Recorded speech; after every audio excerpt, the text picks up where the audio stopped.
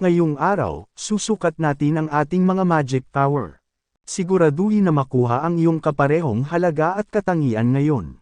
Sila ang pinakamahalagang halaga kung umaasa ka na maging professional magician. Paliwanag nito sa kanila, hindi ko masukat ang kapangyarihan ko nang hindi gamit ang bagay na yan.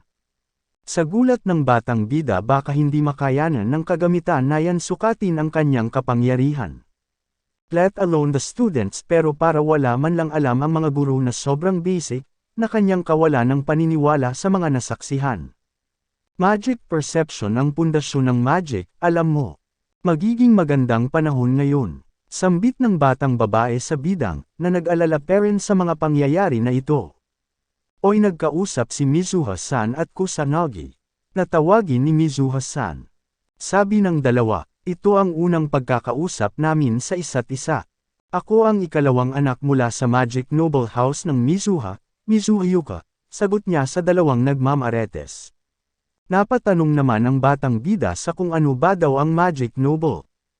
Hindi mo alam, tayo ay nagmula sa namumuno ng 4 na bahay na mga marangal, ang pulong ng mga magician. Noon walang ganyan. Nobilidad. At hindi ko narinig ang pamilyang Mizuha na ito.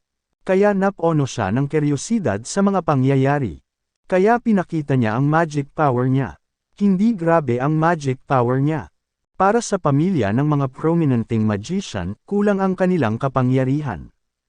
Anong meron nito dude? Pagkatapos ako ng mabuti na magsimula ng usapan sa kanya. Pagtataka niya sa kanyang sarili. Mas magpapasalamat. H.3. Sambit na naman nitong bully boy bakit ba daw siya naiinis pag makita niya ang bida natin kaya. Nakayaps siya kay Yuka. Nanggaliit naman sa galit ang mukha nito. Anong negosyo meron ang magic nobility sa akin? This guy the more he talks the more he pissed me off. Tanging naisagot na ating bida na kinainis ata ng babae. Manatiling mahinahon at huminga ng malalim.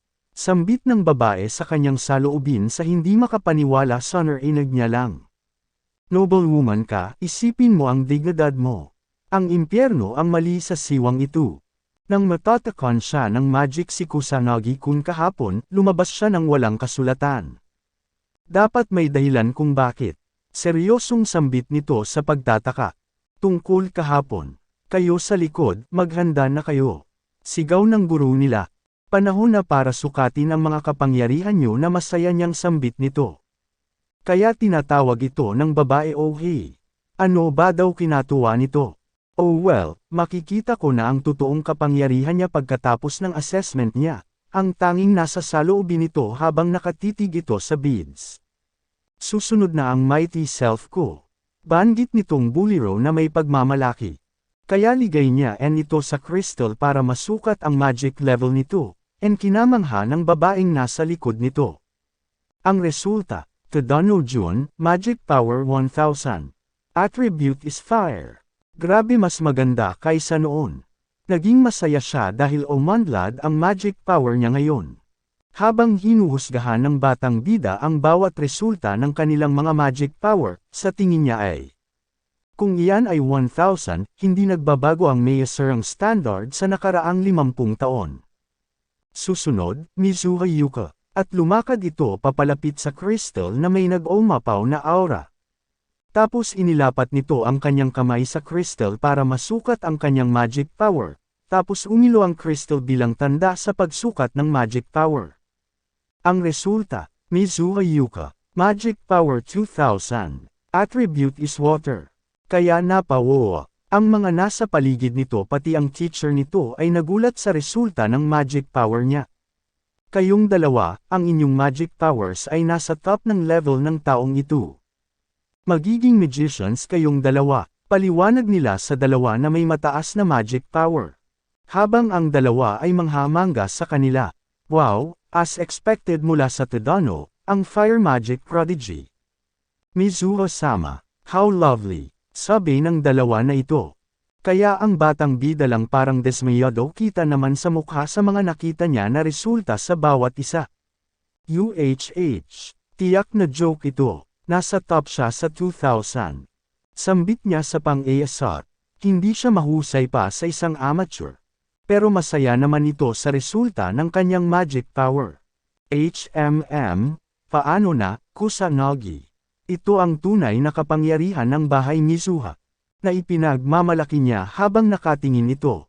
Bakit mukhang proud ka? Wag mo akong titingin ng mukha. 2000. Ito ang Linbereblay. Sa kawalan niya ng paniwala na parang nahiya pa sa nakitang nakatingin sa kanya ang babae. Susunod Kusanagi Minato. Nagtaka siya na pala susunod. Habang lumalakad papalapit ang mga bulungan ng mga kamag-aral niya ay Kusanagi-kun ay nakarank sa bottom last year. Tama. Impressive siya sa pag-aral pero ang talent niya sa magic ay. Magpauli pa ba ang buliro natin sa usapin na ito? Walang talent, retard ka. Kahiyan mo ang sarili mo in front ni Yuka, kawang ka. Sambit niya sa pagsadot. Hindi rin nagpapahuli ang babae na ito, nakisabay rin siya. Ngayon, magic power ka noon, Kusanagi-kun. Well, hindi niya ako matatagpuan, that's for sure. Sambit din niya, pero sino ang nakakaalam sa maging resulta? Lumapit na ito sa Crystal na may iniisip pa anong magagawa ko, Noong araw na sobra akong nagpapalagay, ang sakit. Dapat ba akong magpipigil ng medyo? Ngayon, ang nasa isip nito at hinawakan niya na ang Crystal para masukat ang kanyang magic power. Tapos inilabas niya ang kanyang lakas para masukat ang lakas nito. At lumiwanag ito ng maraming kakaibang kulay. Tapos linakasan pa nito ang magic power niya sa paglapat sa Crystal. Kung ito ay nakakasukat sa kapangyarihan ng isang dakilang sage, sige sasabi ko. Sambit niya habang linabas niya lahat ng magic power niya. Hindi naman makapaniwala ang mga nakakita kung anong uri ang kanyang magic power, bakit ba daw kakaiba ang kulay nito. Makikita din sa screen ang kanyang magic power na naiiba ang kulay. Hindi naman makapaniwala ang babae na ito kaya napaupo siya sa nakita at ang isa rin ito ay napahiga na lang sa kanyang upuan, sa pagtataka. Ano ang nangyayari? Sabi niya sa gulat na parang may mali sa nakita niya. Dito pinakita na parang hindi na makayanan ng machine sukatin ang kapangyarihan ni Kusanagi-kun. At nakita sa labas ng Kamui Magic Academy ang pagkaroon ng malakas na liwanag sa paaralan ng Kamui Magic Academy. Dahil sa lakas ng kapangyarihan ni Kusanagi, at ito ay sumasabog na pala ang magic crystal na pangsukat ng kapangyarihan, kaya nagkaroon nito ng malawakan na pagkalat ng magic power, kaya napapiki ang mga nasa paligid nito habang nakatayo pero pinanood ang mga pangyayari, kaya laking gulat nila sa nakita nila. To think it broke matapos ako nagseryoso lang, ang nasabi lang ng batang bida sa sarili, habang wasak sa pagsabog ang crystal, sa kanyang table. Walang nakakaramdam sa magic power ko. Kaya ba talaga maging magician ang mga tao na ito? Sambit niya ulit sa sarili. Dito na nag-alala ang teacher nila. May nasaktan. Kami. Okay kami. Tugon naman ng dalawang bata. Lumapit siya sa ating bida para kamustahin. Okay ka ba, Kusanagi? Bahay panuluyan. Siguro. Maswerte ka, nasa gitna ka ng pagsabog na yan. Sambit nito na parang walang pag-alala. At linapitan niya ang magic crystal para matingnan kung ito ay maayos pa. Iyan ang first time na nakita ko ang isang sukat na device na nasa Syra. Maaring defective device ba ito? Sambit niya sa pagtataka. Pero hindi ito maganda. Ngayon hindi namin alam ang iyong magic power at attribute, Kusanagi. Ang sabi niya kay Kusanagi Minato. Iyan ba ay masama, tanong niya. Hinati namin ang mga mag-aaral sa mga grupo para sa combat class. Sabi ng teacher, magpapasya na kami sa mga grupo pagkatapos na makita ang iyong mga resulta, pero Tadano, pwede mo ba si Kusanagi sa grupo mo? Tanong ng teacher nito, at dito napaisip siya abang meron na naman itong balak sa batang bida. Kaya naman agad niya itong tinugunan ng may fake ngiti sa labi. Kaya ayos, sabi ng teacher nila.